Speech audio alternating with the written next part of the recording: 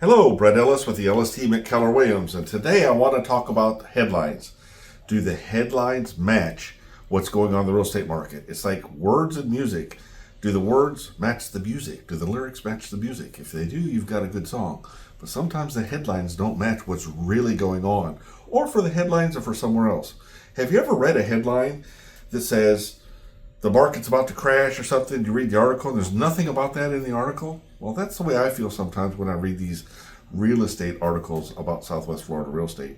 In fact, I was just reading one the other day, and the headline was sensational. I think they do that to sell papers or reels or clicks or something, but it didn't match. So I want to go through the myth of and the reality of what's going on in the market.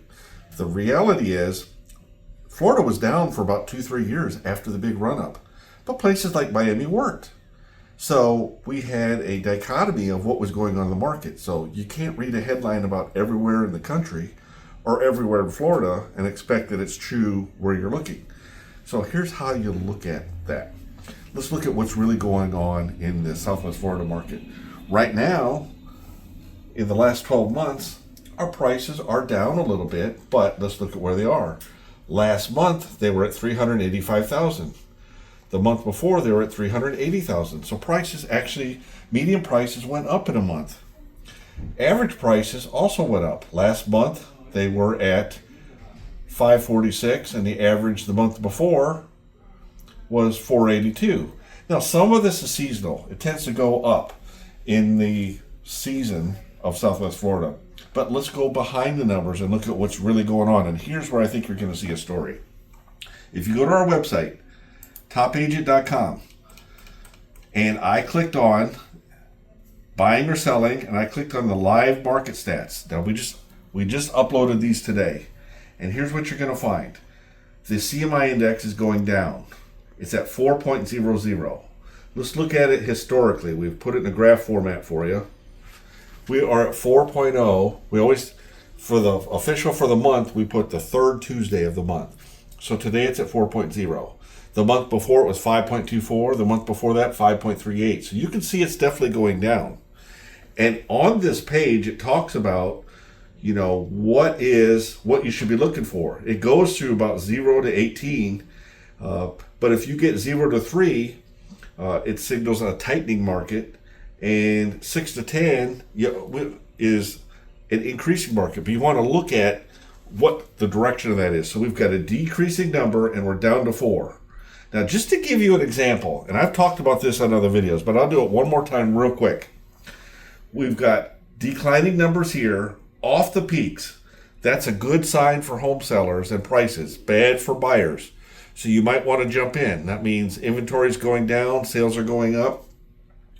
Let's look at how this did. Back in, see if I can click on, I can zoom in, I won't bore you right now. It takes you to the blog article. And back in the run-up, it predicted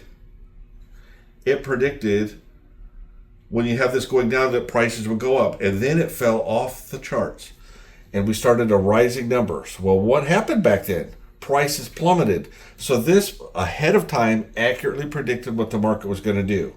And when this started coming down, it also accurately predicted when prices would start rising again. The other thing I wanted to talk to you about, and the thing that we look at, is our market spread index. So how did that do this past week? Well, that index is now at 5,976. It was over 6,000 last week. So what's happening is we are about 19.68% over equilibrium in that part of the market. In other words, inventory and demand is starting to come in line. And what you're going to find is that's a market that is strengthening. And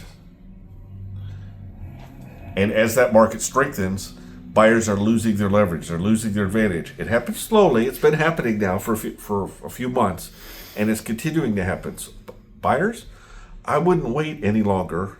Get off the fence, because your maximum leverage is now.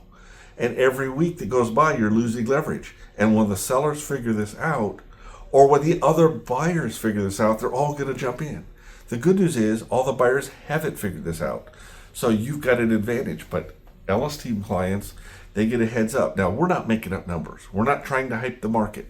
We just report what the market is doing, and we've got these proprietary indexes that predict where the market is going based on accurate data. We've got the most accurate data.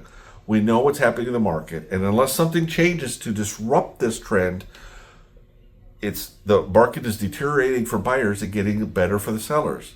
Now, there's no panic buttons. For instance, in Fort Myers, we have a 6.01 month supply of homes on the market, just Fort Myers. We call a balanced market anywhere between 5.5 to 6. So we're entering that balanced market, coming out of a buyer's market. Buyers, you've kind of lost your advantage.